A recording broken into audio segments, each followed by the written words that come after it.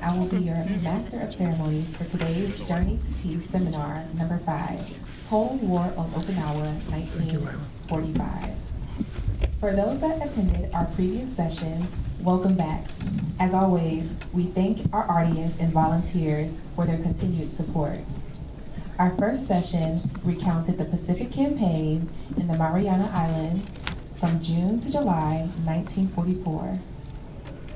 Our second session focused on the air, land, and sea battles in and around the Leyte, Philippines in October 1944. Our third session explored the liberation of Luzon and Manila and its several military and civilian prisoner camps for the horrors to humanity that they were. The fourth session remembered the manifestation of a deliberate and wanton escalation of violence that emerged in Tokyo, resulting from the dehumanizing of desired strategic outcomes. Today's session recounts the continued escalation of brutality on Okinawa, the bloodiest battle of the war. Today, we have the distinct honor of having the Sombrero family attending in honor of World War II Congressional Gold Medal recipient, PFC Ernie Sombrero, and representatives from the Hawaii United Okinawa Association, President Frances Kuba, and her spouse, Randy Kuba, and spouse, Nancy McManus. Please give them a warm aloha and round of applause.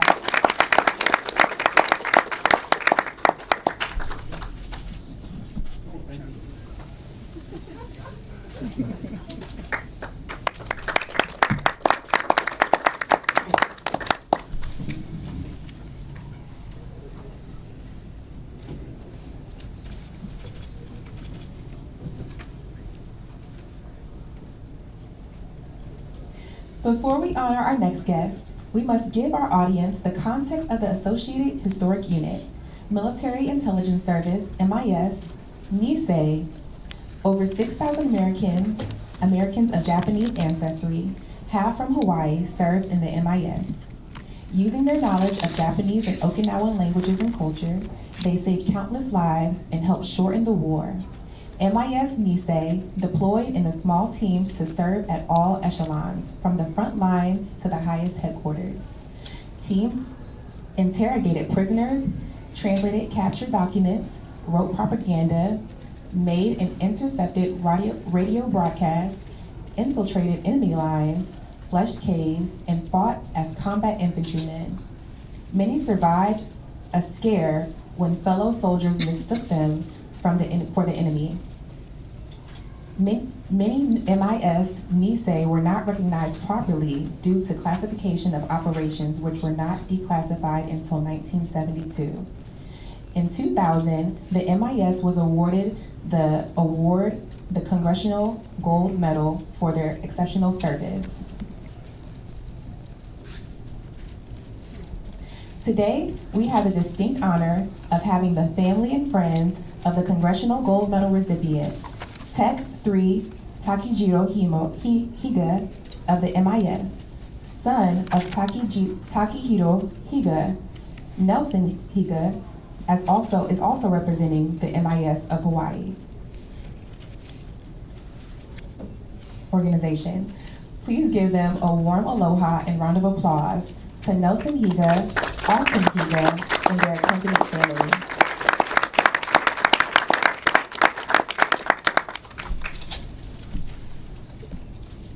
Takehiro Higa was born in Waipahu, Hawaii, but spent some of his childhood in Okinawa before the start of World War II. On December 7, 1941, Takehiro was working at the local YMCA where he witnessed the attack at Pearl Harbor. Takehiro and his brother, Warren, tried to enlist but were denied since they were categorized as 4C enemy aliens. Eventually, Warren joined the 442nd and would later join Takehiro, who was recruited by the MIS. The Higa brothers were assigned to the G2 Intelligence Section, 96th Infantry Division, responsible for interrogating Japanese soldiers. On April 1st, 1945, the Higa brothers in the 96th Infantry Division landed on the beaches of Okinawa near Kadena. It was crucial for the brothers to be accompanied by the non-Japanese American soldiers so they would not be mistaken for the enemy. Takehiro's knowledge of Okinawa and its language aided his interrogations. He even encountered his former Okinawan classmates in a heartfelt reunion. Close to victory, Takehiro and Warren were tasked to engage in cave flushing. Using their Okinawa dialect, they coaxed thousands of civilians out of caves to safety. Takehiro later told his family, "I was grateful that I was able to discharge my duties without firing a single shot in anger." On December 17, 2011, Takehiro Higa was awarded the Congressional Gold Medal for saving over 3,000 Okinawans, using his language skills to convince them to retreat from caves and away from the harm's way, saving their lives. Mahalo to the family and friends of Takehiro and Warren Higa. We are very honored for your presence in today's seminar.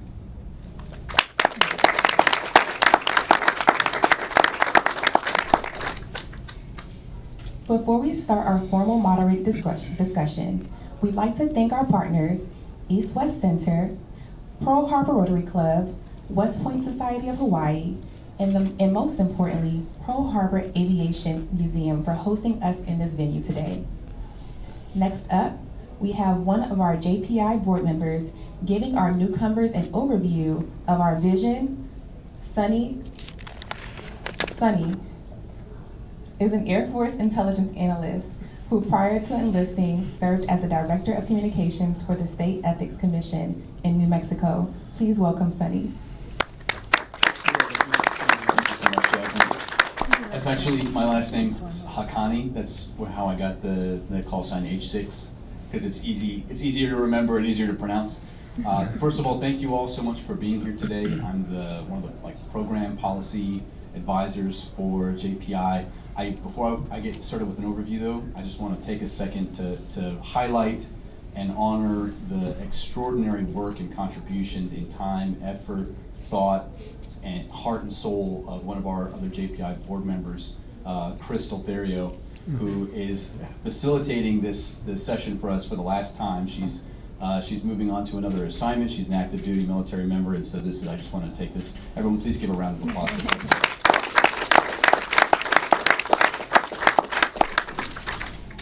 So this is now our 5th iteration of a program that has taken a tremendous amount of effort to put together. My job has been to try and figure out how to expand the reach of the critical ideas that come out of these amazing discussions. You can imagine the hundreds of years of expertise that is now collectively a part of a discussion that's about to unfold before you. How do we make those lessons stick? That has been one of the most difficult things to do. We know the expertise is out there, but the world is happening around us. How do we do that? So for me, it comes down to 3 things, and I think the analogy of our namesake, a journey, is the best analogy. My father always said, the best analogy is one that tells you what to do next. For us, for the journey, when you think about it, what we're really doing here is building infrastructure. Peace can't just be something that we reach for as a reaction to conflict. It has to be something we're actively pursuing, and there has to be as much infrastructure that exists for peaceful correspondence, interaction, and cooperation as there is in competition or any other form of conflict. And so that's what we're doing here today, and it comes down to 3 things. 1, finding for every single individual your part in peace. Like, what is it about your life, your own goals, your own individual interests that you can suffuse and connect with the objective of international peace or international cooperation, peace among all human beings. The second is discourse, having these conversations. That is one of the key ways that we help shape at a societal level the forces that shape what our decision makers do and how they perceive different challenges and how they approach and make decisions. So merely having these discussions, it is the thing that shapes and primes not only our interactions with one another, but the decisions that are made at an international and global scale. That's increasingly important in a world where if we can't differentiate what is real and what the real heart and core of an issue is, when we are constantly exposed to disinformation or misinformation, the discourse that shapes the future of our lives and our children's lives won't be an organic one, right? So it has to have a core thread of peace throughout it, and that's one of the reasons why we're facilitating these discussions. And then the last is connection. We're working very hard to figure out a way to turn this program into a fellowship that then cultivates a cohort of future leaders and informs them, gives them a backplate to then lead in whatever careers they go into, and always remember, always have some connection with other folks around the world to understand perspectives, have some remembrance of history, and then have that kind of cognitive infrastructure for what peace looks like. And the trust, half the time conflict comes from the lack of certainty for what a prospective adversary might do. And having gone through some fellowship in your youth with somebody who you're being misled to misunderstand in the future is something that we can combat now simply by creating connections at this level. And so the call to arms here is very simple. Connect youth that you know are emerging professionals that you know need to have these lessons, need to have these understandings with this program. Help us build this and turn this into something that we can carry into the decisions that shape our generations for years to come. So with that, I'll hand it back to Jasmine, and thank you so much.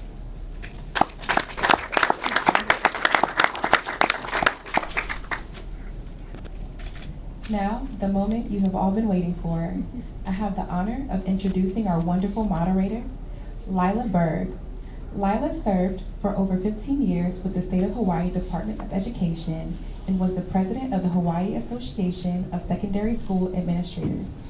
Lila served 3 terms in the Hawaii State Legislature as the state representative of the 18th District, East Oahu, and vice chair of the House Education Committee. Lila has been a member of various local and national boards.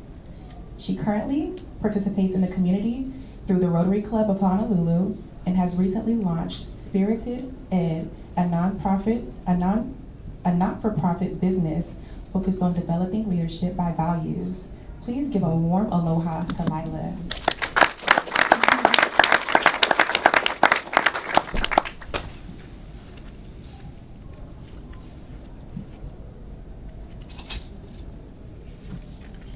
So that must be my cue. Thank you very much. And it's so wonderful to see some familiar faces. Thank you very much for joining us, and I know why you're here. And for those of you that we haven't met yet, thank you, because Sunny made it very clear what our mission is. Before I introduce the panelists, I'd like to actually ask John Hanson, co-moderator, to just say a few words on your relationship to Journeys for Peace, and also the relevancy of what you do. Well, thank you, Lila, and thank you all for being here again. Just to reiterate that, and of course the museum is first class. They always make this easy to do. Before I do anything more, I need to come clean on something. Those of you who are astute enough to see the poster outside or have seen our flyer, I am not Lieutenant General Retired Frank Rosinski. Frank is on the mend. He sends his best. He has been a panelist before, former U.S. Army Pacific Commander, combat in multiple places. So he'll be back. He'll be back in our next seminar. We'll talk about more of that later. Let me just ask, show of hands, who in here is younger than 35? Okay, all right, good. That's a good turnout. Now, the second thing is we're counting on each and every one of you to ask at least one, preferably 2 questions. And Gil Metzler back there is keeping track, so you can't escape without asking a question. This is for you. We spent the last, coming up on a year, reviewing what our parents, grandparents, and for some of us, great-grandparents had embarked on and were in the middle of. We call it a journey to peace. It is probably more accurately a journey to the return of peace. And as we've described in these sessions, these things don't taper right? Wars don't taper. They go to an excruciatingly painful, exponential, horrific outcome, and then they stop. And this one stops, and we'll talk about next time, in a flash and bang, that we've all now inherited, all of us in here, as a caution for going forward. I just want to step through kind of where we've been real briefly. Sonny's done a great job on that, as has Jasmine. But we started out looking at, among all the battles going on in the Pacific, because of timing, looking at the invasion of the Marianas in June of 1944, which was really kind of the biggest initial fight by the Central Theater. Horrific battle, our first exposure to the fact that there would be no surrender. And the commander very poignantly writes back to his wife that, I have to kill them all. After that, our next discussion was the landing at Leyte, which was now back into the Southwest Pacific area, MacArthur's famous return to Leyte, and we had a great discussion on that. And all of these had really good questions and answers. We drove into Leyte, and that fight that consumed the better part of the U.S. Army and lasted till the end of the war. In fact, John will talk more about this later, but Philippines doesn't end until after surrender. The next session we had was to drill down into what happened in Manila, which was an exposure to a confirmation of some of the mindless treatment and inhumanity that emerges now 4 years into the war. And it's a wake-up call and an unfortunate rationale for doing some horrific things from both sides to end this thing. It's an interesting discussion and curiosity on human nature that these kind of conditions can drive that much darkness up to the surface and make it rational to employ. And the last session we had was last week, or our last session, looked at the bombing of, the firebombing of Japan, Tokyo, which was, most of the bombs were launched out of the Marianas, so going back to our first discussion. And how, modern post-industrial warfare consumes not so much the military combatants, but mostly the civilian combatants. And so we explored that. And I'd ask, for those that are unfamiliar with all of these terms and the battles and such, ask questions about human nature of the panel at the end. It fundamentally comes down to that. How we have this capacity for something like this, and how the objective of all of these is to get on a journey to sustain peace. That's the goal. General MacArthur in 1962 addressed the Corps of Cadets and said, only the dead have seen the end of war. And our mission here is to prove him wrong. Now, contemporary world seems to be proving him right at the moment, but we can be better than that. And that's the purpose of these sessions, and really looking forward to your questions. And that brings us to today, which is the Battle of Okinawa, which is this map that I shamelessly stole from one of John McManus's books, asking him for permission in retrospect. But with that, we'll begin our discussion on the bloodiest battle of the Second World War. And before the discussion, I'll introduce the panelists. Yeah.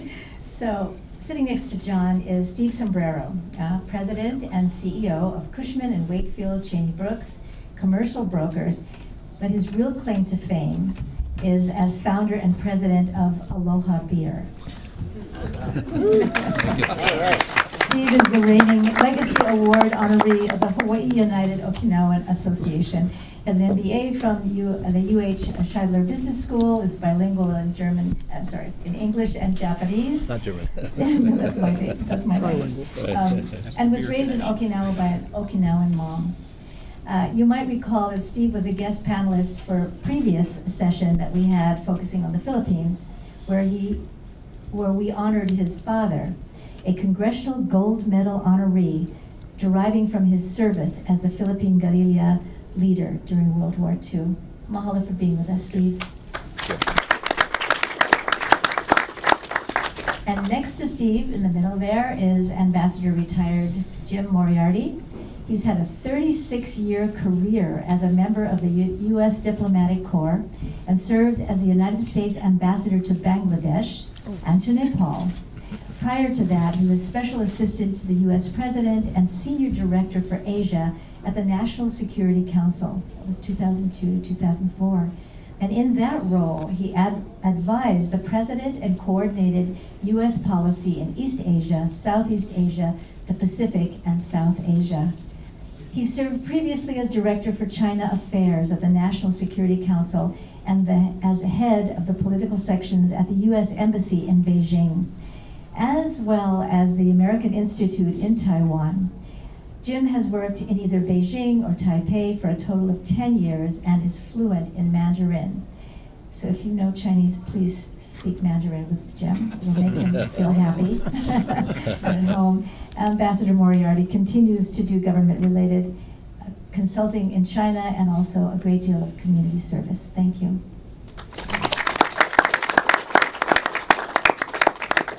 And last but not least is John McManus, a military historian, author, and professor of military history at the Missouri University of Science and Technology in Rolla, Missouri. John has published 13 books on numerous American military history topics, including a trilogy on the Army's campaigns in the Pacific theater of World War II. He's with us live today. I think you've been with us on Zoom before, courtesy of an invitation to present at the AUSA's Land Pack Symposium in Honolulu earlier this week. Aloha, John. Thank you for joining us. So with all the history and the expertise and experience that we have before us, I'm just going to start with the question, why Okinawa? All right. Yeah, why Okinawa? Why does war come to this place so tragically? So just the quick and dirty of it, of course, is that by 1945, there are basically two major theaters of operation that the Americans have that are getting closer to Japan seemingly by the day. MacArthur's Southwest Pacific area, which is by that point focused on the Philippines, and that's where we have the invasion of Luzon in January, and then fighting that goes on throughout March of the Archipelago for the rest of the war. Admiral Chester Nimitz had what was often called the Central Pacific Theater or Drive, or whatever you'd like to call it. It's an island hopping campaign that has taken us through the Marianas in the summer 1944, which of course is arguably the most important campaign in the war, in the sense that we begin to get bases from which Japan itself can be bombed. So before it comes to the home islands as of November 1944, and then of course firebombing as of March 1945. So the thinking at that stage for American strategists and planners is that as they get closer to Japan, for the capstone operations they anticipate in the Japanese home islands, that they're going to have control of two major objectives. Iwo Jima, of course, and you have the very famous battle fought there in February, March 1945, and then Okinawa in the Ryukyus, which is really on the doorstep of Japan. And so the idea is you simply have to have Okinawa as the dominant island in that island chain for anchorages, for air bases, for staging areas, in what they anticipate is going to be called Operation Downfall. And that is massive air, land, and sea operations to invade Japan as of November 1945. So for that purpose, then, the Army, the Navy, the Marine Corps agree on the creation of what's called the 10th Army, the U.S. Army's 10th Army, under Lieutenant General Simon Bolivar Buckner, Jr. He's an interesting guy in the sense that he's the son of a Civil War general. Talk about the perpetuation and continuation of war. Buckner Jr.'s father had been a Confederate general in the Civil War. And how does he become the father of a World War II general? Well, he had his first wife died. His second wife was much younger. had Simon Jr., at an age where he becomes, a general officer about in the late 1930s and early 1940s. So Buckner Jr.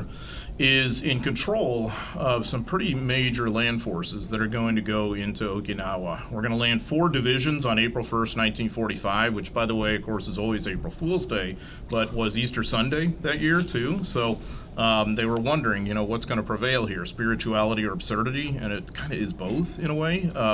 You have 2 Marine divisions that are landed, the 1st and the 6th, and you have 2 Army divisions, the 7th and Mr. Higa's 96, that are going to land that day. And the mission is, of course, to basically go straight in both north and south and secure the island from what is anticipated to be a major Japanese force. So the pattern of the war that we've seen, there's a couple that come about at that point, is that the Japanese are generally about 6 months ahead of our capacity to invade a major objective. And what I mean by that is, had Okinawa been invaded, say, in the fall of 1944 or the late summer of 1944, the battle wouldn't have been anywhere near as bad, because the Japanese did not necessarily have the fortifications developed, the troops in place, the preparation necessary to make it as bad as it ultimately will be. We see the same pattern at Iwo Jima. We see it sort of in the Philippines.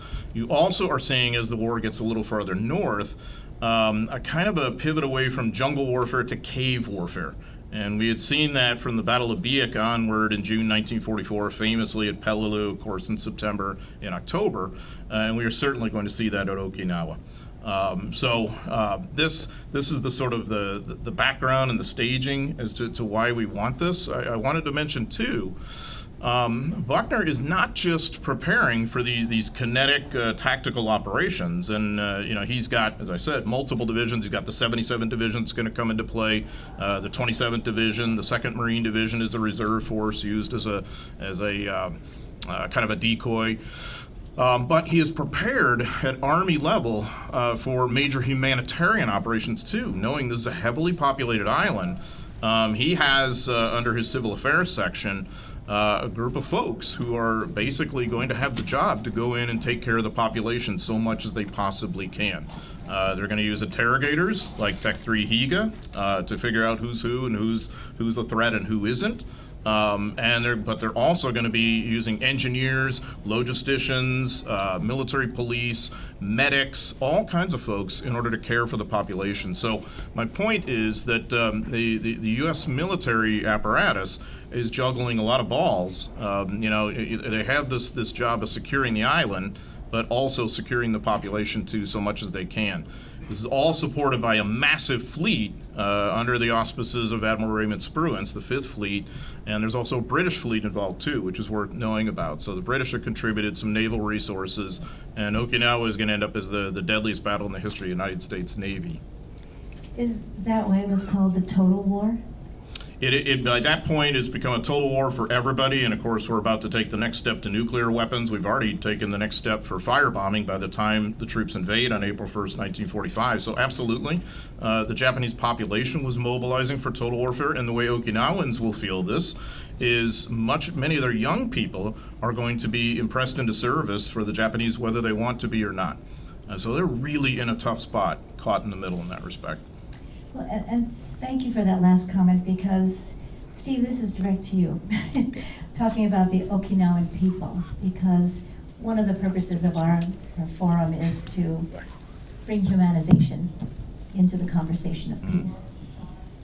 Thank you. Hello, everybody. My name is Steve Kishaba Sombrero, not just Steve Sombrero, but the Kishaba is my Okinawan name. It's actually the name of a village in Okinawa next to Kadena Air Force Base. I was born and raised in Okinawa. I'm the youngest of 4. My father is Ernie Sombrero. He's from the Philippines, and he was recognized in JPI number 3, I believe it was, for his role in the battle in Manila. I shared at that time that my uncle from my mother's side actually was sent to the Philippines to fight for the Japanese Imperial Army. And he died in the Philippines. So my dad always used to say, I really hope I didn't kill your uncle, but that's just war, right? And here I am, result of that. As I said, I'm born and raised in Okinawa. I'm not here to talk about history. I'm here to talk to you about the stories I heard from my mother, who survived the war, my auntie, my neighbors, and friends from Okinawa about the horrors of war and how and why they survived. In the Battle of Okinawa, more than 120,000 soldiers died, and more than 300,000 civilians died. That was more than a third of the Okinawan population. It was a really, really deadly war. On my mother's side, the Kishaba family, the only ones that survived were my mother, because she was sent to Japan to work in a garment factory, possibly to make uniforms for the soldiers. She told me she didn't like school, so she dropped out of school, and lucky for her, she dropped out because she was sent to a factory. She didn't like that, but in retrospect, that's why she survived. And my auntie, Shizuko, she actually went north, and going north was the key, because if you went south, that was where the most deadliest battles were fought. And lucky for my auntie, she did go north. She had a baby she was carrying with her, and she said that she would go from cave to cave, but because of the baby, they would kick her out because the baby would cry.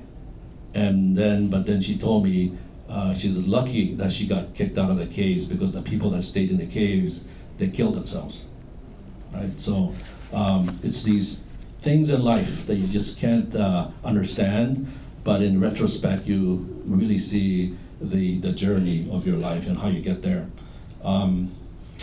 So the invasion, April, the landing was near Kadena Air Base, the central west side of Okinawa. My father worked at Kadena, so I really remember that area very well.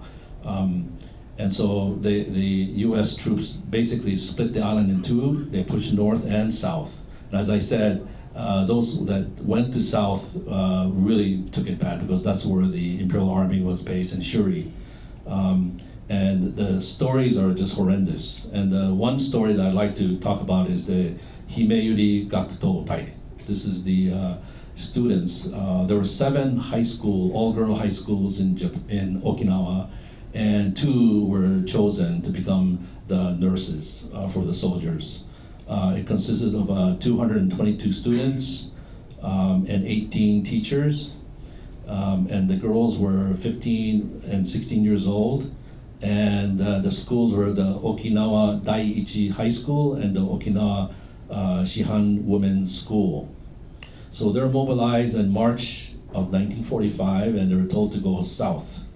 And so they were told to go home, tell their parents they're gonna become nurses. Remember now, these are high school kids.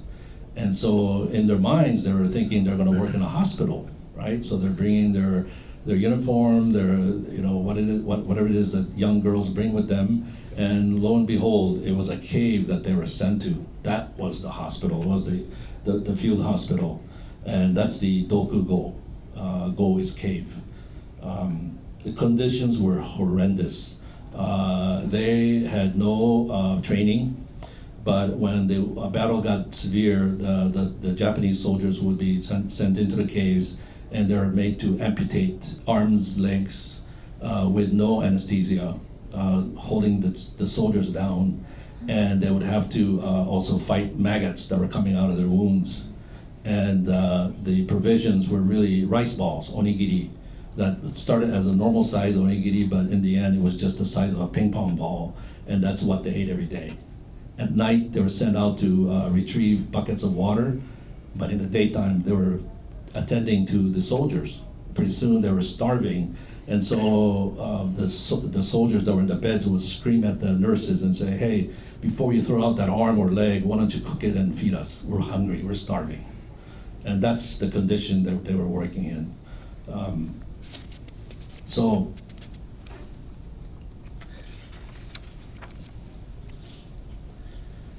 So in June of 1945, it looked like Japan was going to lose, and so they were told to go home. So you're done. And so without any protection, without anybody supporting them, they were just basically sent out of the caves and said, you better just make your way home. And they were given 2 things, actually one thing, a hand grenade. the hand grenade was not to defend themselves, but to kill themselves. And these girls were told that if you were caught by American soldiers, you'll be raped, you'll be tortured, and you'll die. And it will be a disgrace to the country, so you might as well kill yourselves. So the stories is just horrendous, and they're going further and further south until finally they were at the end of the island, and they were jumping off of the cliffs. And out of the 222 students, only 211, actually only 11 survived. 211 girls died. And that is a picture of one of the class, and there's a circle there, the red circle. You'll see that face later, but if you go to the next slide, that's my mother there. I took my mother to the Humanity Peace Memorial in 2013, and she stopped and she reached out and touched that photo there, and she said, "Haru-chan, Haru-chan," and that was her best friend. She had never seen since the war started, war broke out in Okinawa, and she was crying. I've never seen my mother cry. If you know about Okinawan women, they don't cry, but that was the one time that I saw my mom cry. And that was her best friend that she hadn't seen in many, many years. And it was in the memorial. So to the right is my mother when she was sent to the factory in Japan. And as I said, in retrospect, that was her saving grace. That's why she survived. And she told me that after the war, she went back to Okinawa, and her sister was the only one to meet her at the port and said, "Fumi-chan," that's my mother's name, "everybody's gone. It's just you and I now." And so that's where her life started.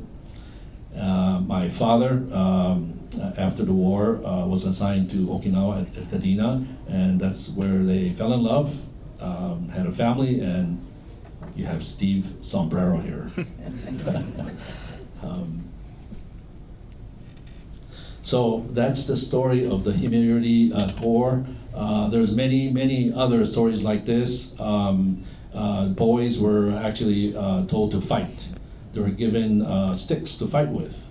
They would get sharpened bamboo sticks and said, "This is how you fight." And they're fighting bullets and bombs with sharpened sticks. So anyway, that's how desperate things were getting in Okinawa. And so, as I said, more than a third of the population of Okinawa perished in that one battle. Thank you, Steve. I appreciate you sharing the human side of it. So we hear the military side, we hear the human side. Ambassador Moriarty, maybe you can shed some light. Since we're talking about peace, I think the technical term is preemptive diplomacy. Were there times when the ceasefire could have happened, or surrender, if you will? Please help us understand. Well, by 1945, I think a lot of Japanese recognized that there was no hope of winning the war, including the emperor. The emperor very much wanted to see peace come to Japan, and that gave some people a desire to try and see if they could play a role. It's really interesting. You had Japanese businessmen and officials in places like Switzerland and Sweden trying to start initiatives to reach out through their local contacts to begin to try to arrange peace, and usually directly with the U.S. The head of the U.S. spy agency for Europe, a guy named Dulles, not John Foster, but his brother Alan Dulles, was involved in efforts to see whether there could be negotiations with the Japanese. Meanwhile, you had a really difficult time politically in Japan. In Japan, you had, in effect, the military having the dominant say over the civilian government. On the other hand, because of the fall of Iwo Jima and the deterioration of Japan's condition, including after the firebombing, the then government was disgraced, had to be replaced, but the militarists still didn't want to see peace with the United States. They wanted all-out war. They wanted a war that would in their, what they said, protect the role of the emperor and keep the Japanese spirit alive, even if it took the death of almost every Japanese to do so. So you had a lot of interest in peace, you had a lot of folks trying to reach out, and you had a government that was disgraced, had to be removed, and was replaced by people who were still very scared of annoying the militarists. And so attempts to reach out directly to the United States went nowhere. The emperor got very upset, said, we need to continue, we need to try find a way. And somehow the emperor was told that the best way to get peace with the United States was to go through the Soviet Union. And negotiations and talks, well, there were attempts at talks with the Soviets to try and get them to play a useful role. Anybody on the outside would say that looked ridiculous. It was ridiculous. They actually had the foreign minister of Japan fly out secretly to Moscow and not get received by anybody. So you had these futile attempts going on while, as I said, Iwo Jima has fallen, Germany declares peace, President Franklin Delano Roosevelt passes away, and you've got continuing political churn in Tokyo with military officers who really want to see the war continue, ultimately having the final say in both policy and politics more broadly. Wow, that was a really tough time, and I don't mean that facetiously.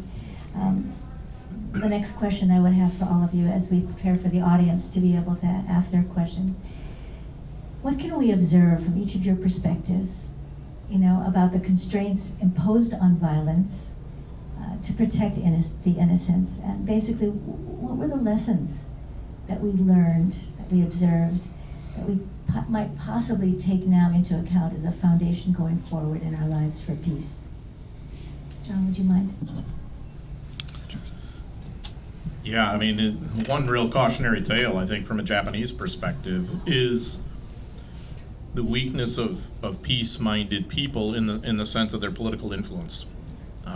Because there were plenty of people, as Ambassador Moriarty said, plenty of people who understood precisely what was about to happen, what was going on, and really wanted to find a way out of this war. But you'd seen this pattern, and it's one of the things that led to the war in the first place, of this kind of military predominance in the Japanese government of extremists. And not just military, I should say, but military extremists, maybe is a better way to put it. That they had really even used violence to control the government on many levels, and this was not really ending the way it should have been by the spring and summer of 1945. So you end up with a very shadowy situation. This is one of the things that so I teach a World War II class, and trying to explain the role of the Japanese emperor to my students is sometimes quite challenging when you're dealing with a whole war, and you've also dealt with Mussolini and Hitler, who have more or less absolute power in their countries. The emperor doesn't really operate that way, and yet everybody respects his authority on some level, but he kind of has to pick his spot. So, I mean, he said, absolutely, the emperor does want to get out of this war somehow, and yet even he does not have quite preeminent influence until, of course, there's an atomic bombing. So I think the cautionary tale is, what kind of maze do you run into, and dead end or whatever, when you have given way to extremism? A country, an organization, a people, a tribe, whatever it is, how do you work your way out of that cobweb? And I think the end of World War II, as terrible as it was, really could have been significantly worse. And worse for the Japanese people, had there actually been an invasion, and so there were a number of different scenarios, and believe it or not, from an American perspective too, one of the biggest things we're worried about at the end of the war is that we could take the home islands and you would still have a kind of Japanese rump state on the Asian continent dominating portions of China. And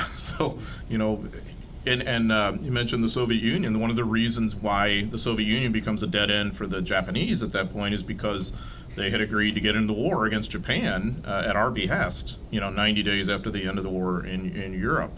So an enormously terrible, complex situation, which is such a cautionary tale. I think, for us all these years later. Yeah, thank you. And Steve, from the humanities side, what have we learned? Well, as John just said, I think the people are who suffers, the commoners, the students, the citizenry. That's who suffers. So unless you notice the patterns, because this is a pattern that goes back not just hundreds of years, but thousands of years. We just keep making the same mistake over and over and over again. And there's a phrase in Japanese. It's called peace idiot. It's the phrase. How do you say that in Japanese? Heiwa boke. Heiwa boke is peace idiot. Basically, Japan has been in peace now, so now you are actually seeing young people that have forgotten what had happened during the war, and they think it's cool to have a strong military again, right? So, because we forget. And so I think it's very important that we have these type of seminars. It's important that we have museums, not just to see cool planes and bombers and so forth, but to understand what happened.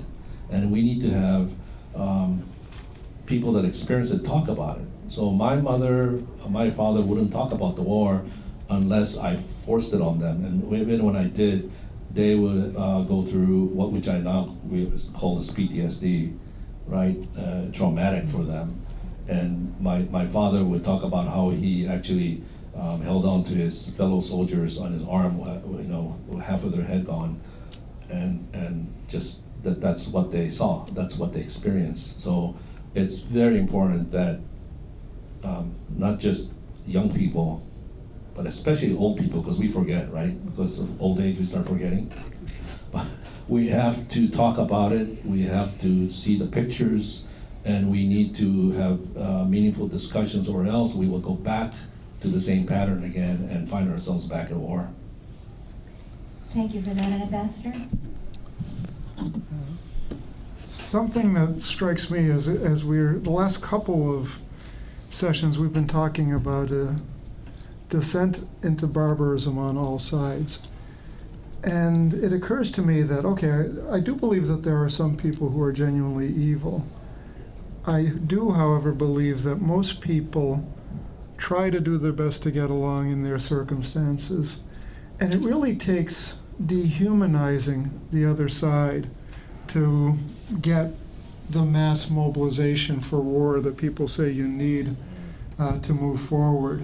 I mean, I've been going back over some of the things that happened in Okinawa in terms of, we had Pearl Harbor, we had the brutalities that we witnessed in Bataan, and the treatment of civilians in many places, Nanjing, where you had a massacre of over 1 million people by Japanese forces. So it was easy for American troops to say, well, anything we do is justified given the history. On the other hand, the Okinawan people had been, as we said earlier, fed these stories about how brutal the Americans were and how they would, do nasty things to young women, kill babies. And some of this did not survive first contact without fighting with the other side. Stories of Japanese women seeing American soldiers cradling a young Japanese baby in their arms and say, well, wait a sec, these people are not immediate threats for me. It took the Okinawans from Hawaii going into the caves and explaining, look, I'm an American. No, they're not going to do atrocious things to you. To convince thousands of them, as we were saying, to save thousands of Okinawan lives. And it took the American soldiers seeing these people who had been starving, who had been hiding out of sheer fear for days, in some cases weeks, and that kind of triggered something. So I guess what this fed for me is we have to be careful about dehumanizing the other. The best way to do that is to get to know the other, and for the other to get to know you. If you want to talk about brakes on descent into barbarism, I think that's probably going to be the most effective thing we can do going forward. Wonderful, thank you, gentlemen. And I think there's some questions from the audience.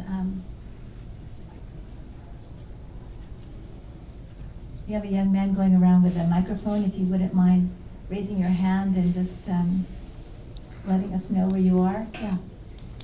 I don't need a Thank mic. you. I don't think you can hear me yet. No, you do. Thank you. You do need it, Mike.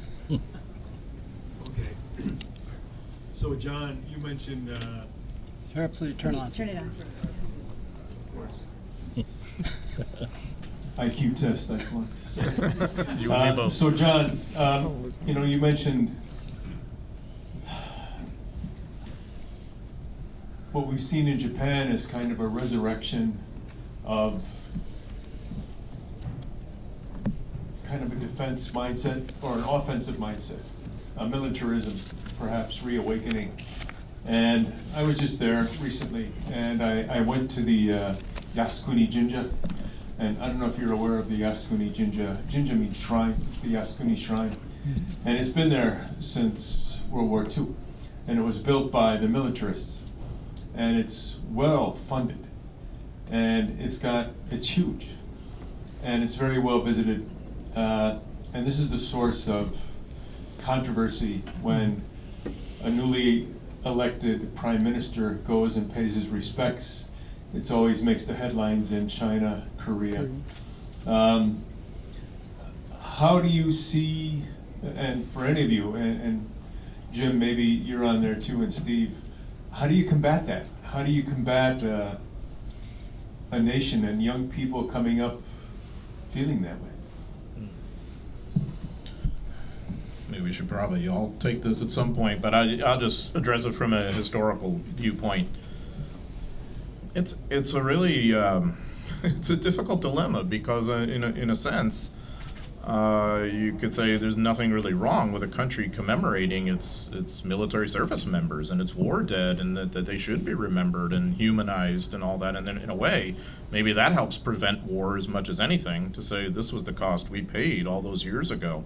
But I think it also has to be fused with a country's honesty about itself, about what really happened at that time. And that's, of course, where I think sometimes we've seen, a struggle with that in Japan, in Germany, in this country, for that matter. I mean, it's not unique to any one country of not always wanting to face the darkest angels of its past.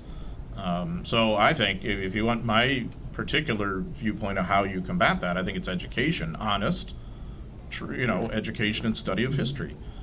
Because you just simply have to know what happened. We can't say, well, I can't believe a 20-year-old doesn't know that. Well, this is a young person, and when you're young, that's when you learn these things. So that's why we teach history, and why it's so important for us to learn it as honestly as we possibly can. So I think it's a very, very fine balance there. Because I also think it would be wrong-headed to tell a country you can't commemorate your war dead, or you've just got to forget all that. And I mean, that to me doesn't really achieve what we all want here either, of understanding fully the past so that we can make a better and informed future too. But that's just my take. Yeah, I would say, as a former practicing diplomat working on Asia, that I'm going to quote what Mike Mansfield used to tell all incoming U.S. visitors: there's no more important relationship in the world than the U.S.-Japan alliance. And I'm not an expert in Japan, but I do note that the militarism, I don't think, runs deep. There is no desire to, as far as I can tell, to be aggressive against neighbors. But there is growing fear among our Japanese allies about China, about its aggressiveness. So when I see the huge increase in defense budget in Japan that's going to be coming over the next few years, that doesn't worry me at all. It makes me feel much more secure, because the threat right now to peace in the Indo-Pacific doesn't come from Japan. And for the foreseeable future, I don't see it coming from Japan. But I can tell you, there is a threat. from China. And it's as big a threat, perhaps even a bigger threat to Japan than it is to us. And therefore, I actually am encouraged when I see Japan increasing its military budget. The democracies of the world, do need to work together, not to defeat China in some unforeseeable, unthinkable war, but to convince China that that war is unthinkable. I had a private meeting with the former Prime Minister Abe a few years ago, and he told us that this is his words: we can't rely on America anymore, and we have to defend ourselves. And so, from that standpoint, I share with you that it's a good thing when Japan can finally decide to defend itself. But those words bothered me and it worried me when he said we can't rely on America anymore. And with current events, and I try not to watch the news anymore.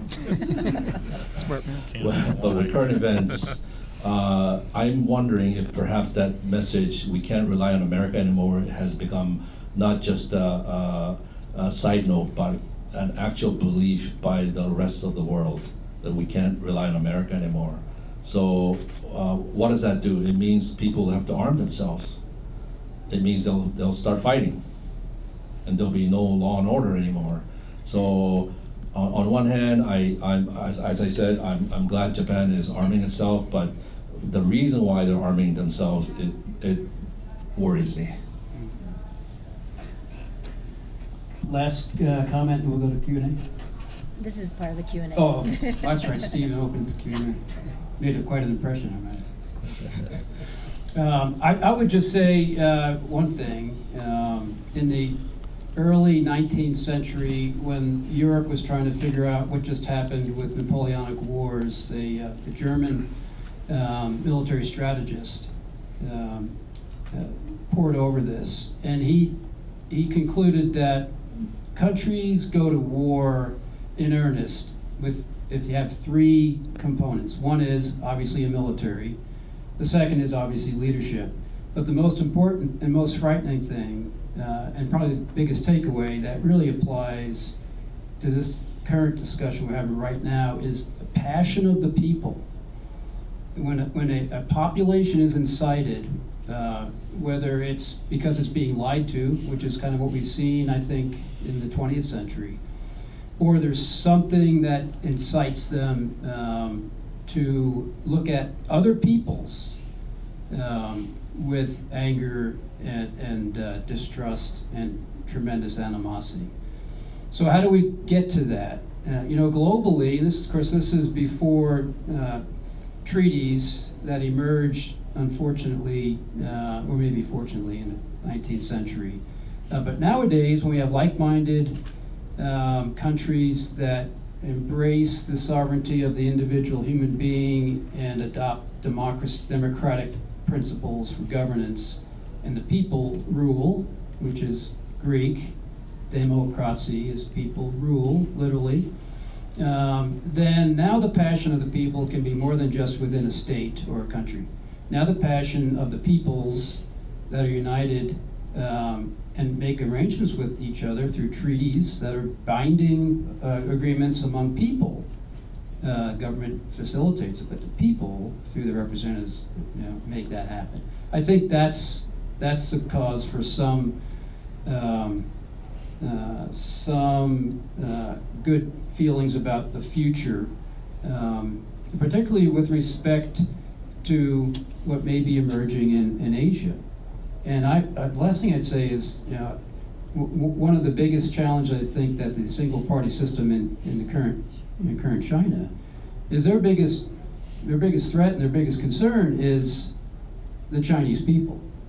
And so there's a passion there engaging the Chinese people in spite of their particular system of government, which is all in for itself, is a cause for opportunity. I think it's 1.3 billion now. Population's going down over there. People that are trying to live their lives and raise their families. And there's a common human connection there. And if we can get to that, I think that's one way of winning. So with that, next question. Okay, another question out there? Please. Okay, so in case of further conflict between China and America, how can we strengthen our relationship between Japan and America? Ambassador? Spoken out of the mouths of babes. I'm a very traditional diplomat. I love things like people-to-people exchanges. I love Rotary doing work with their colleagues in foreign countries. And I think that dehumanization is very important. Another thing that we haven't really talked much about, that is frequently talked about with respect to China, but that's the economic connections, because that encourages people-to-people connections. I haven't seen the latest figures, but Japan is a huge investor in the U.S., and that means that they are tied to us, that we have an interest in seeing them do well and to continuing to work with them. One of the interesting things for me is that as we realize the importance of the Japan relationship, we more and more try to bring Japan into what diplomatic doublespeak calls mini-lateral arrangements, which is arrangements between, not bilateral arrangements, just between two countries, but hey, get 3-4 countries sharing similar interests together. And we're doing more and more with that with respect to Japan. We're doing a lot of that in the security sphere. As we look at, for example, tension across the Taiwan Strait. Well, Japan, parts of Japan are about 70 miles from parts of Taiwan. So Japan has a huge interest in, as we do, in helping to maintain peace and stability across the Taiwan Strait. And then we throw in the Philippines. The Philippines is not much further from parts of Taiwan. And so we have two of our very good allies that are increasingly talking to each other, to some degree bringing in Taiwan, with us working with them. And it's a powerful message. It's a powerful deterrent when you see countries that share similar values and are worried about similar problems. The ones that we worry about perhaps creating those problems in the future have to take notice and say, deterrence is all about convincing a possible aggressor that it doesn't make any sense today, and then tomorrow convincing them that it still doesn't make any sense, and then hopefully 5 years from now, that possible aggressor will begin thinking, wait a sec, this doesn't make sense. This is somebody else's policy. We need to do better by our own people. That's the basic theory of deterrence. Thank you. And the gentleman in the front row had a question also. Stand up. Hello. So my question was, as a 13-year-old, I'm trying to become successful in life, and I'm trying to get to the United States Air Force Academy. Is there anything I can take away from this? Do we have anybody here on the board? But my takeaway for you is the Air Force Academy is going to be watching the world very closely, and anybody who goes in as an applicant with an understanding of what's happening in the world. And I'm not just going to restrict it to the Indo-Pacific, but I will stress that for the foreseeable future, American leaders are going to be saying that the Indo-Pacific is the most important security concern for the U.S. But anybody who comes in on their application can show that they've taken an active interest and have a pretty sophisticated understanding of the issues out there. And it's not just security, but economic and agricultural, business. They're going to impress the admissions committees any place in the world, and any university in the U.S. And I'd add, as you think about this, and you study all these things, put yourself in the position of other people who at current, are much older than you are. What kind of decisions are they making? What is it based on? What kind of mistakes are they making? How can you do differently? How can you be thinking about that? You know, how can you as a leader, because that's what the Air Force Academy or any academy wants, is a leader, a true leader who's going to be, you know, productive in that sense. What kind of decisions would you make? You know, be thinking about that, and think also, in my opinion, I'm telling you this more from an academic side than the military side, be a lifelong learner. Be curious about the world and, you know, the world around you, and always wanting to be learn more than what's just in your classes, what you need to do for the next test or whatever. Be thinking about broadening yourself and how you're constantly going to be learning well beyond your time at the Air Force Academy in the course of your career as an officer. I think that'll really serve you in good stead to kind of have that mindset of wanting to learn for its own sake, because it's going to develop you and be better for how you're going to impact the world. I just chime in because I'm going to give you a totally biased opinion, since West Point is the West Point Society of Hawaii is one of the sponsors for this, and I'm a graduate. Some nuts and bolts. First off, 13 years old, and as I saw you in action before we even began, that's leadership. So you've got the stuff. Keep putting yourself into positions where you have to help others by leading them. The other thing is good grades. Got to get good grades, and it's don't pass up a STEM class. So don't miss physics. Bio is kind of negotiable, but physics and math, and history.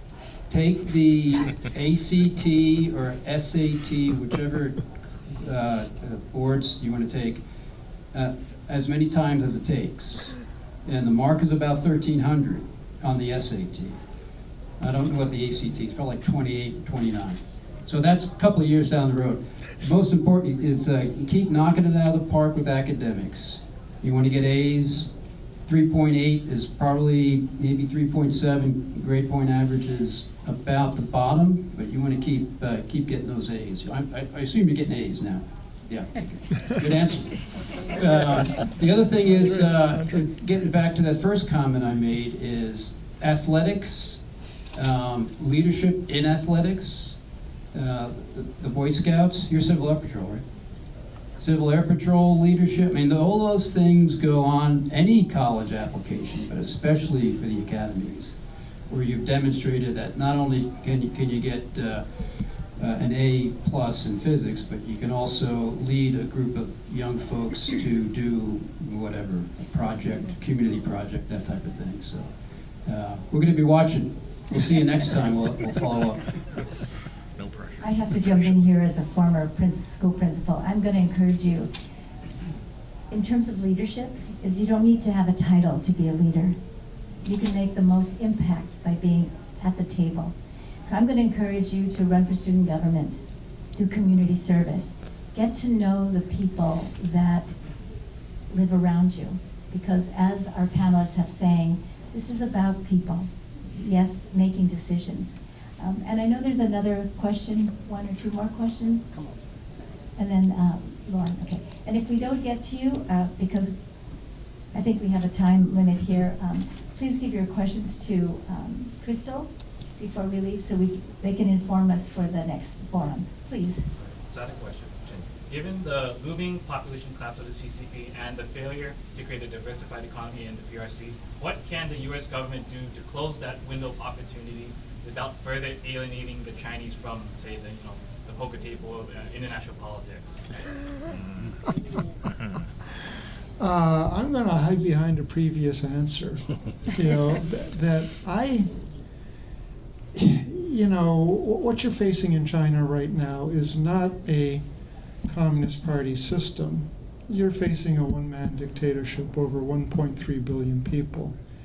And anybody who tells you that they know what Xi Jinping is thinking on any particular issue, is taking a gamble, I would say. And I remind people that the way he decided to lift the lockdowns in China was unexpected by almost everybody in China. And I think most external analysts would actually have to confess to it if they were being totally honest. It was a surprise. No preparations at all, just one day it's on strictly, the next day it's off completely, and so you probably had 1.5 million people die unnecessarily.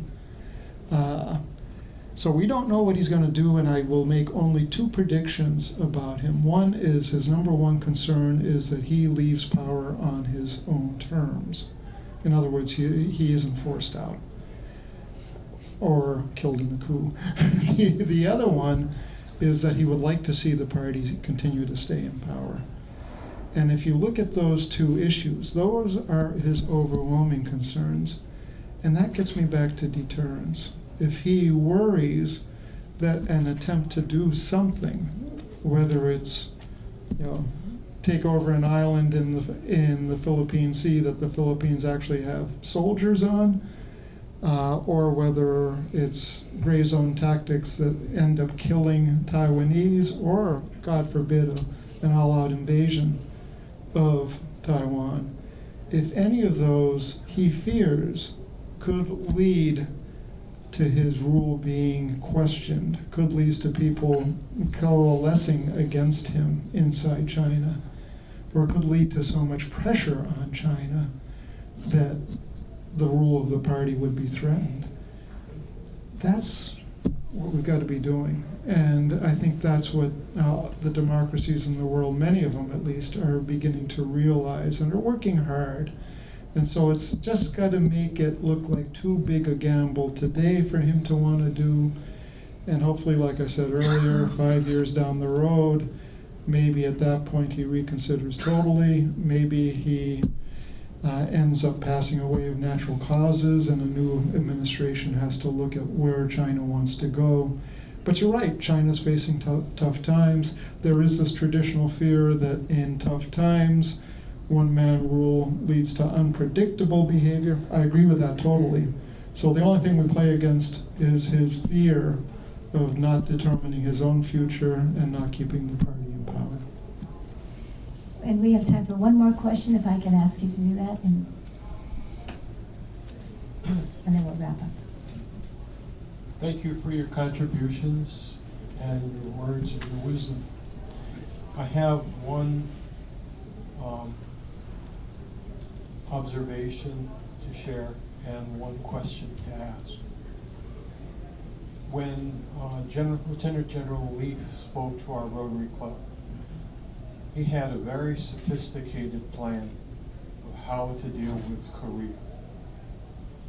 And I could see that it was not simplistic. Mm-hmm. And we all have the tendency to go and try to find simplistic themes or answers. But I think that there's a combination of a sophisticated, real plan,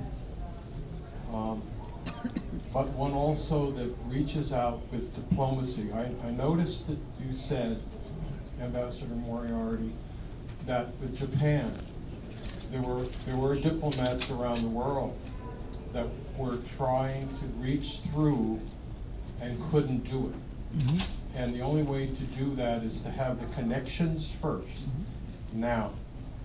And that's with Japan.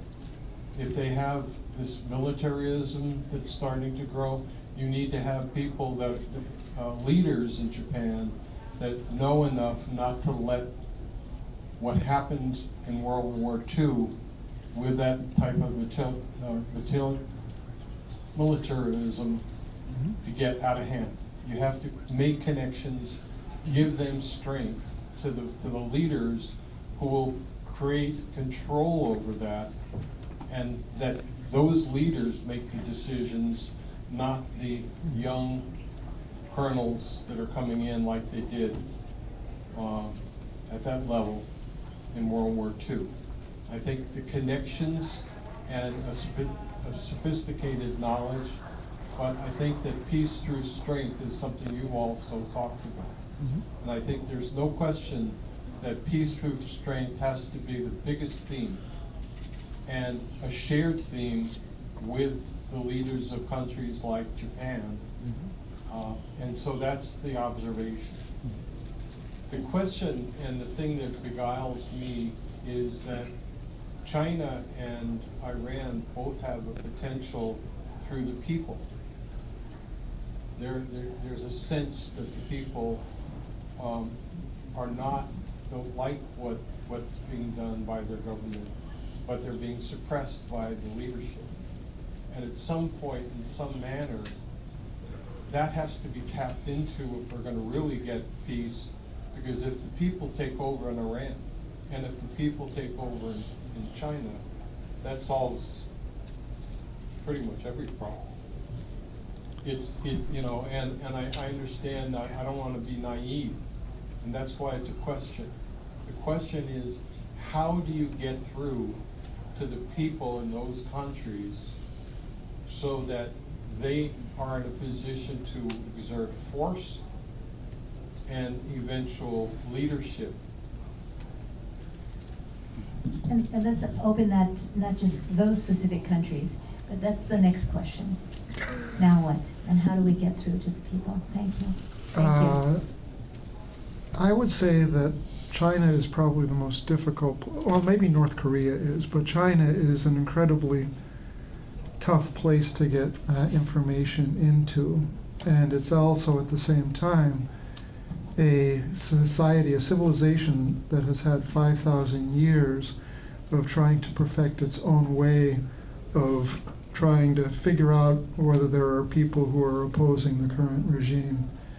And they've gotten really good at it. You know, it is the best surveillance state in the world. They do have this history of neighbors turning on neighbors to turn on, to say that the neighbor is somebody who is politically unreliable. Information does get through. Chinese do travel around the world to a surprising degree now. And that helps. I mean, people, for a while there was a huge amount of tourism to Taiwan. That has since dried up since the COVID-19 breakout. But, they saw that the Taiwanese were not warmongers and that they were pretty satisfied with their democracy. I get back to, it's probably not going to be some U.S. government program to promote the truth inside China, because that immediately becomes something that looks like a threat to the party. The party does everything in its power to discredit it, and in a way that frightens it might hasten the party into doing something that we would really regret. So it's going to take time with China, and I get back to my earlier comments.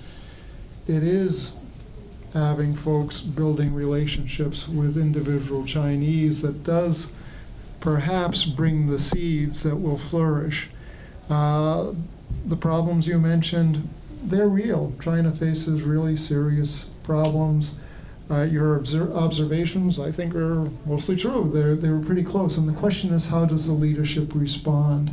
At some point, do those problems become so obvious that there is a change? And I'm going to give you a quick history here. My wife Lorna and I served in Beijing the first time around right after the Tiananmen massacre. And if you look at the Tiananmen massacre, it came in part because of the beginnings of liberalization. Deng Xiaoping really wanted to see economic reform and opening up because he was convinced the party would lose power if it didn't bring greater prosperity to China. And then it got a little out of hand. Then you had people calling for, not for democracy, but more personal freedoms in Tiananmen Square. Party got scared, killed, pick a number, maybe 3,000 people. But Deng Xiaoping continued to believe that economic reform and opening up was the way to go, that a more liberal society would bring greater prosperity. It took him a year and a half to convince his fellow leaders. It was a genuinely collective leadership. It took him a year and a half to overcome Li Peng's arguments. He was the premier at the time. representing a powerful faction within the leadership that believed that China had to go back to central planning its economy, with the government controlling everything.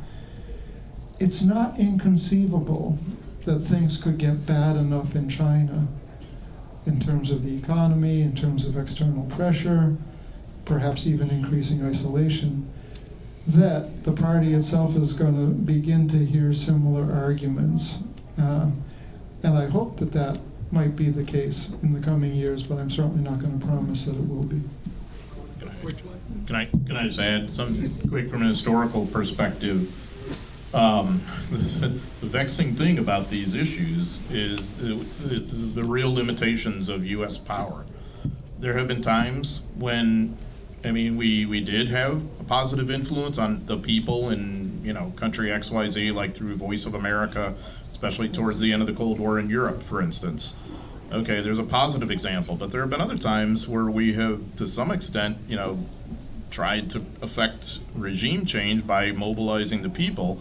Hungary 1956 would be a really good example where we're not ready for what we've just fomented, which is a Hungary that basically had wanted to get rid of its communist regime for the most part at that point. Czechoslovakia in 1968, the Shiites in southern Iraq circa 1991-92. I mean, the examples go on and on, so we have to be careful. This tiger we unleash sometimes too, so it takes far more skilled practitioners of foreign policy than I could ever know about or espouse.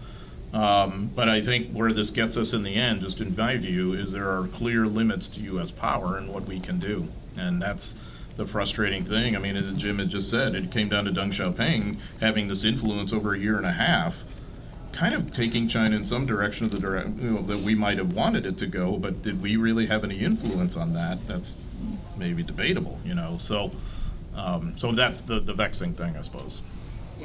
So maybe, Steve, you could... I'm sorry. Can I was going to ask Mr. Sombrero if he could, from the humane, because your question was, how do we reach the people? And whether it's China or Iran or Japan, from your perspective, Steve. Thank you. Yes, aloha beer. That's the best answer of them all. When you sit down with someone and share an aloha beer, life gets very simple. But honestly, Takako and my wife is right there. By the way, her grandfather was Chamberlain to the Emperor Hirohito. So, you know, my life, I'm surrounded by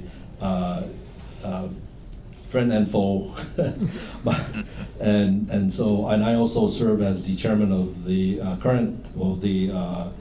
Emperor Emeritus's scholarship foundation. So, you know, the earlier question, how do we become closer to Japan?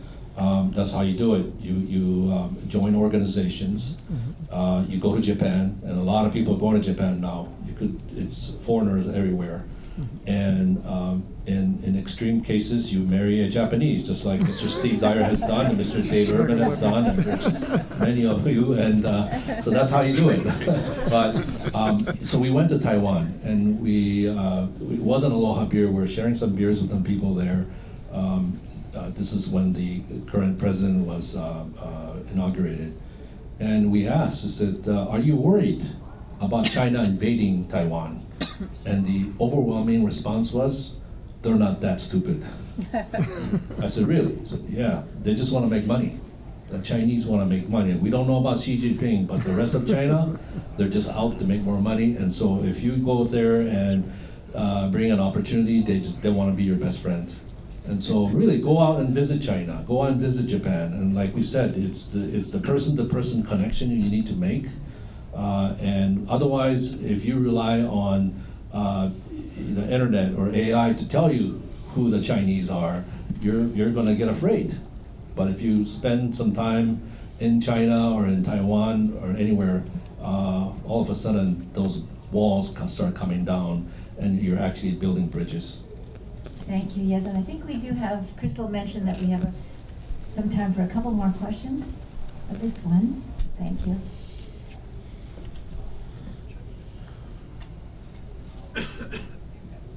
Check. Okay. Okay, thank you. Since I might be the last questioner, if I could preface with a relevant, friendly invite to the audience here on this topic. There was mention about commemoration, how important that is, but what was failed to mention is how it's commemorated is the detail that matters. I would like to invite folks to an Okinawan memorial. June 23rd is our Okinawan Memorial Day. And here in Honolulu, Jikuan Hongwanji is a Okinawan Buddhist temple, the soul of the Okinawan community here. And we honor this holiday in Okinawa, Iri no I, it's our Memorial Day. And it's June 22nd. I have flyers for more information if you'd like to attend our memorial. But what's significant about it in this context of this conversation is, whereas Memorial Days in the United States and other empires, they're inherently political and nationalistic. You know, they worship just only their soldiers, nothing about non-combatants, nothing about soldiers on other sides, or nothing, right? It's just kind of pure worship of militarism. As opposed to in Okinawa, our Memorial Day is we honor all those that died. So whether they were Japanese imperial soldiers, American soldiers, Korean comfort women that the Japanese government denies existed, and of course, predominantly the non-combatants who in modern warfare make up most of the casualty rates, right? In modern warfare, most of the people who die are non-combatants. If folks are interested, again, June 22nd, I have flyers here on your way out, you can grab one. So my questions are, probably require a little context here, if I may, and maybe a little introduction for those who have no clue who I am. Like Brother Steve here, both my parents survived the Battle of Okinawa. My father is a Marine teenager, and my mother is one of those hiding in the caves. And so you could say we have PTSD on both sides of our family. And I myself in prior service, and PTSD from the DOE as well. So bear with me. So my question and the context it bears demanding is, why is there not an Okinawan perspective on this panel? I appreciate the sincerity about wanting peace, but if this forum was in Okinawa, it would be completely different, because the answer would have been demilitarization is how you build peace. You build peace by stopping making war, right? And this is not just historical, of course. You guys are talking about pending wars. Meanwhile, right now today, Okinawans like Ginowan, their PFAD levels in their bloodstream is 40% times higher than their Japanese counterparts. They've reinstated joint patrols. U.S. Japanese patrolling their forces, they're on R&R in the streets of Okinawa. You know, these are the peacekeepers. Then why do Okinawans need someone to protect them from the peacekeepers, right? So this is the context I'm asking this question. About your theme about journeys of peace, because one thing we know about peace is it requires justice. No justice, no peace. And I have not heard that word once in this panel about justice for indigenous peoples like Okinawans. And you know, this is not rhetorical. This is very much how we live our lives. See, aloha is not a brand or a product, it's a way of life. In Okinawa, we share that along with Chamorro and other indigenous peoples that have learned to live on islands with each other at peace for generations.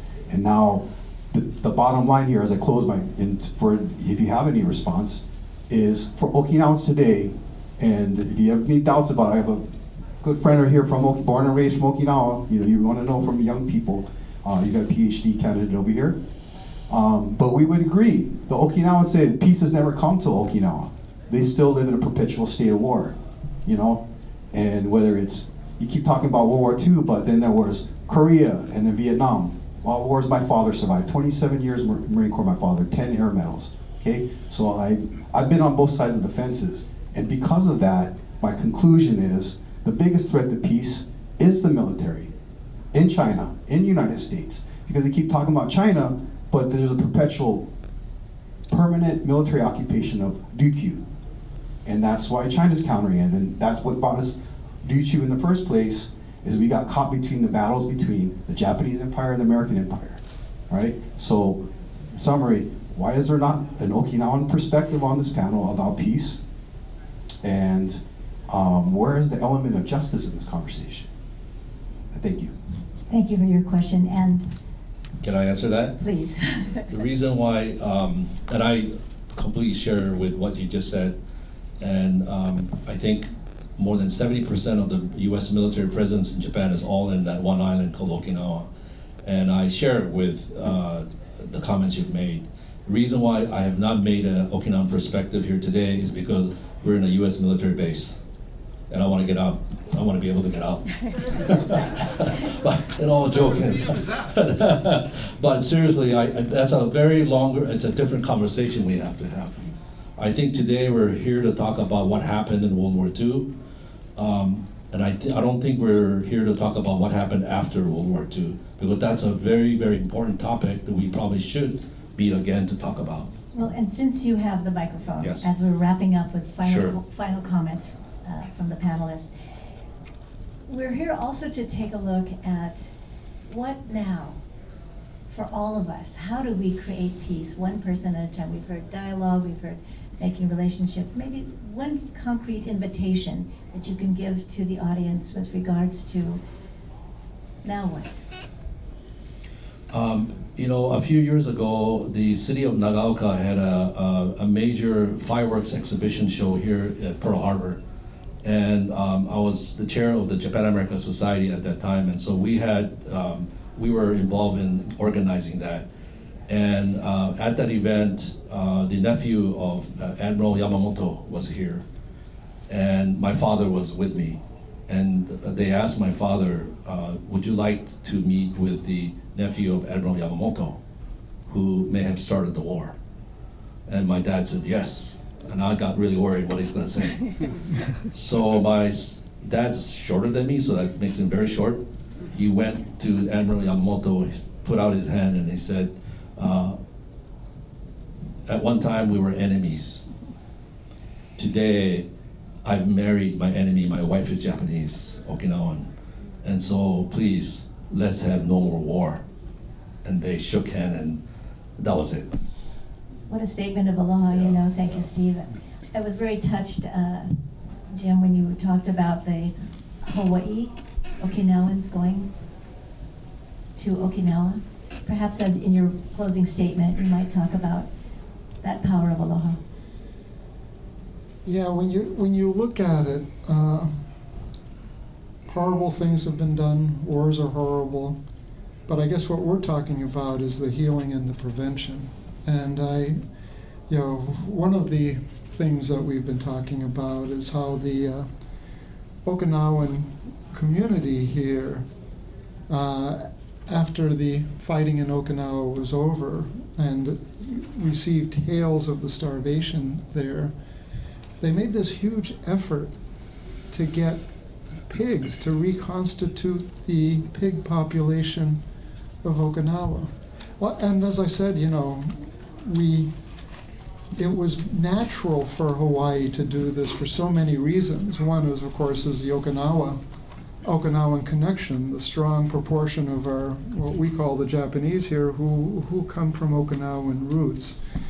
But I think it also mixes with the spirit of aloha, the recognition that what we should all be doing with everybody we meet is treat them with respect and kindness.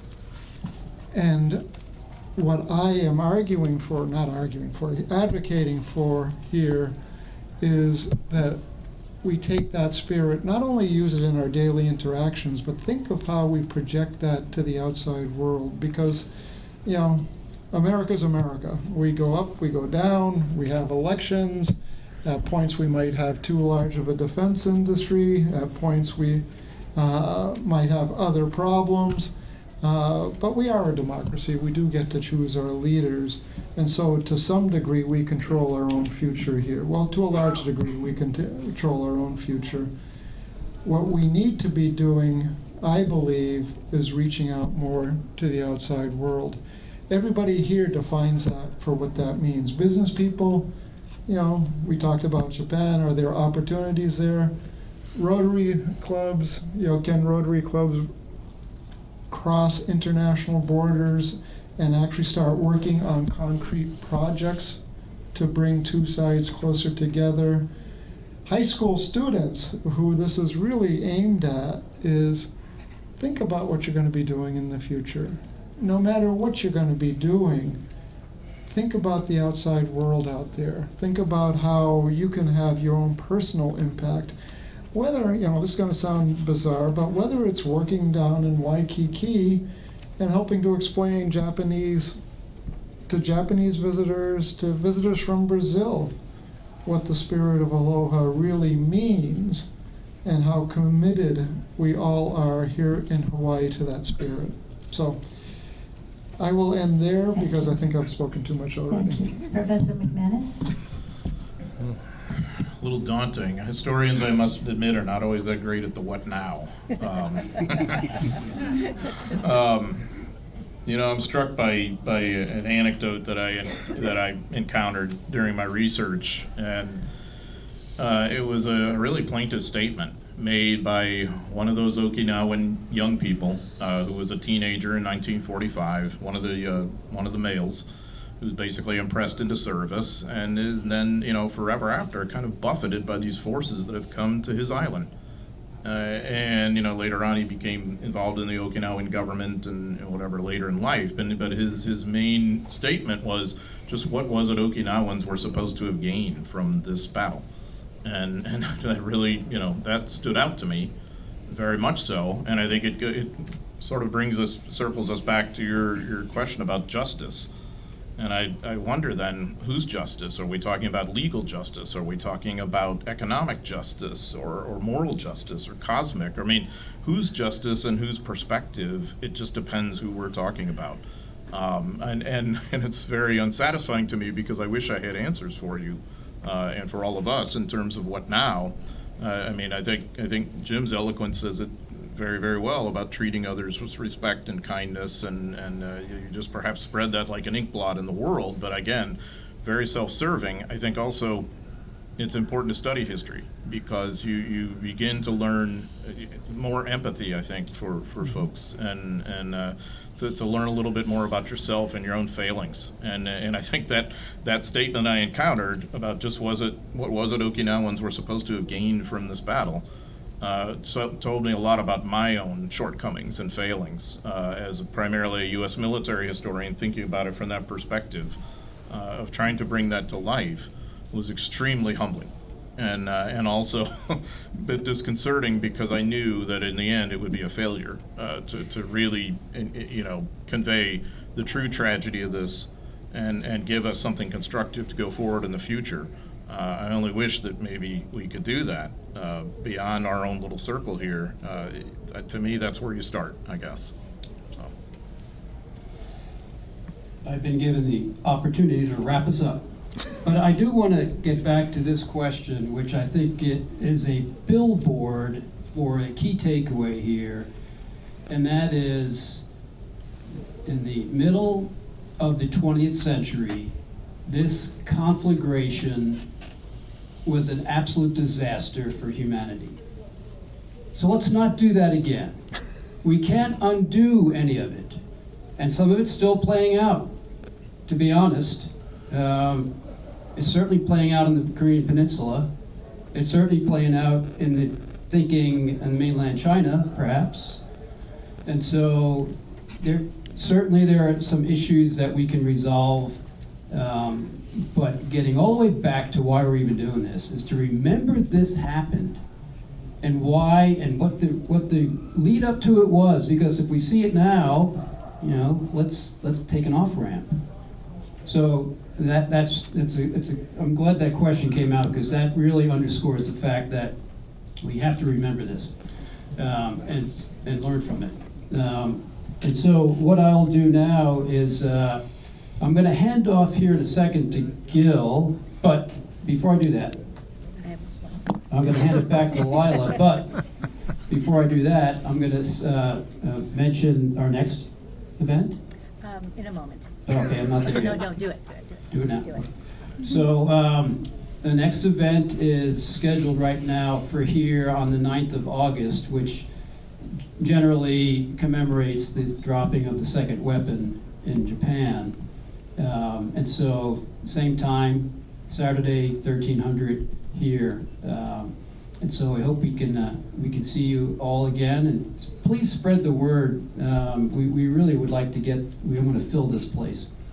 There'll be flyers that'll go out. We've actually kind of gotten pretty good contacts now with helping us get the word out. And I do want to give a shout out to U.S. Army Pacific, because they have really stepped up most of what's going on here from an administrative logistics standpoint because of those guys like Andre and Crystal and Jasmine. Back to you, Lila. Okay. If you're done. I asked John to talk about this next forum coming up, because in conclusion, the purpose of Journeys for Peace, this initiative, is not only giving information and knowledge of the 20th century history and identification of key events and what could have happened, why it didn't happen, and looking at the overall framing question relative to World War II. Could the war in the Pacific have been avoided? Because that's the real question for all of us now. Can war be avoided? Our panelists think it can. Some of you in the audience, you believe it can because you're here. So I'd like to leave you with a quotation and then ask Gil to come up and do the closing. The comment was made by Daisaku Ikeda, who was the third president of SGI. And his comment was, all people essentially desire peace. It's not flowery rhetoric or pretense that draws forth that inner spirit from people's lives, but only open, honest dialogue coming from genuine and sincere humanity. And my experience with Journeys for Peace is that's what the basic message is. And perhaps I can ask Phil then to come forward. Just a quick disclaimer, because I know we have some legal entities, potential lawyers and former JAG lawyers in the building. So a disclaimer here, JPI is an unincorporated collection of individuals. Any and all opinions expressed are purely those of the speakers and do not necessarily represent the opinions of any legal entity. Last but not least, let's go ahead and welcome JPI board member Gil Messler. Oh, thank you, Jasmine. What an honor. I guess I get to have the last word, although we're going to stay here for a while and talk with each of you who want to come forward and talk with us about what we're doing and what we find to be our mission here. But first, I want to thank some people. I need a couple of young men to come forward with flowers. Come on up here.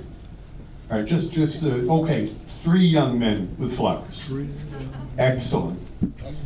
I really want to thank Dr. Lila Berg for stepping forward, managing this group of disconnected men who have their opinions, and she wrote her over them.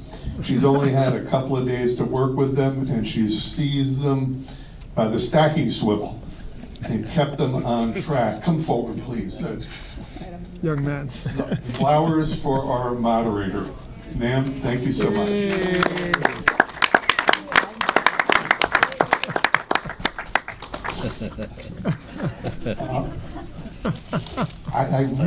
I'm so honored, we're so honored to have John McManus with us. And John, you're not getting any flowers, but your lovely wife allowed you to come here. Please, Nancy, receive some flowers from, let's see, that's George? Austin. Hey, Austin. All right, Austin. Oh, good job. Thank you, Austin. Good job, Austin. Nancy, thank you for letting John come out here from Missouri to join us. Next, I'm almost in tears here. Crystal. You've heard about Crystal before. Yes. Crystal will be leaving us to go to Fort Carson, Colorado, where she will eventually, I'm sure, be commanding a unit, initially a staff officer in a air cavalry squadron, and we're going to miss her. Yes. Yes. She's the prettiest, attack helicopter pilot on the planet. Rowan, please. We would never be able to do the things that we do without Crystal's support, creating all the materials that we use, making sure we stay on track, keeping us in line, and telling me to be a little bit more diplomatic about what I do. I'm going to try. I want to thank Steve Sombrero. You've shared so much about your family, your life, and you know, it would be a blessing here to have a bit of other beverages here with us.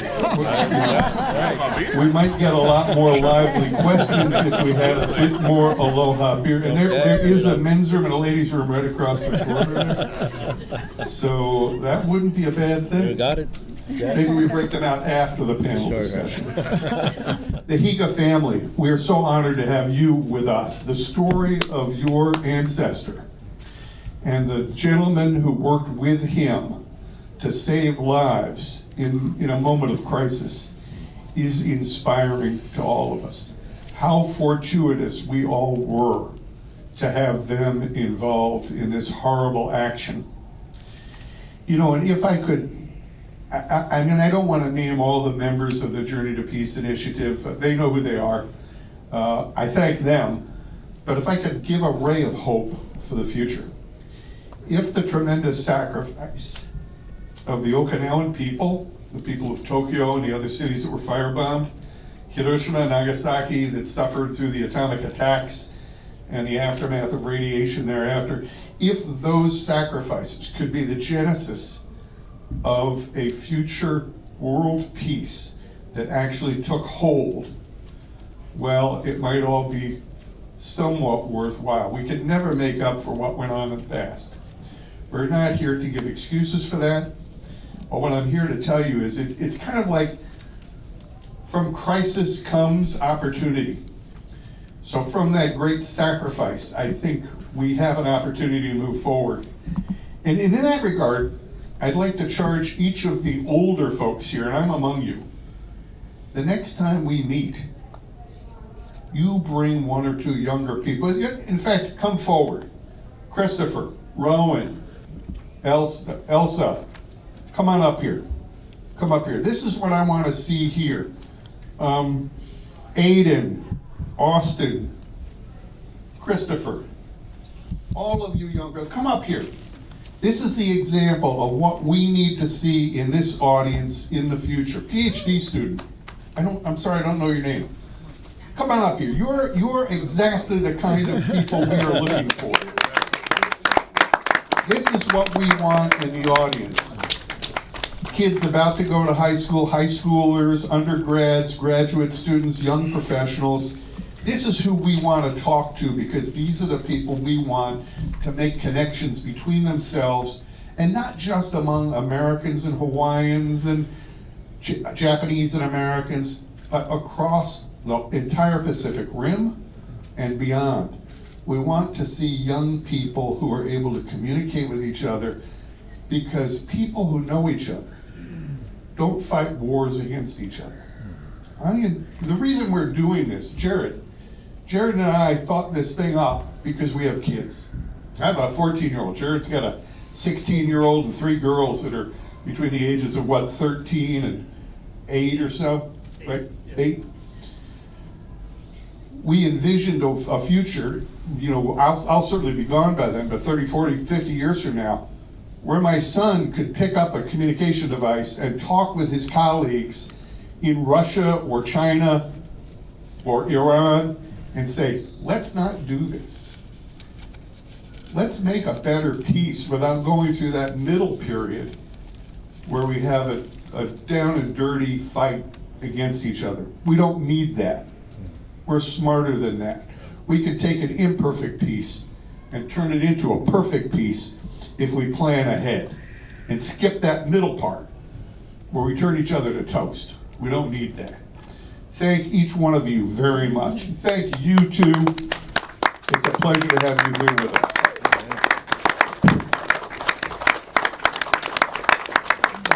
Okay. And on that note, Gil, Aloha, everyone. Travel safely. We'll see you again. Aloha. Thanks, Steve. Thank you. Thank you. Really, really good stuff. Great job. I learn a lot from you every time.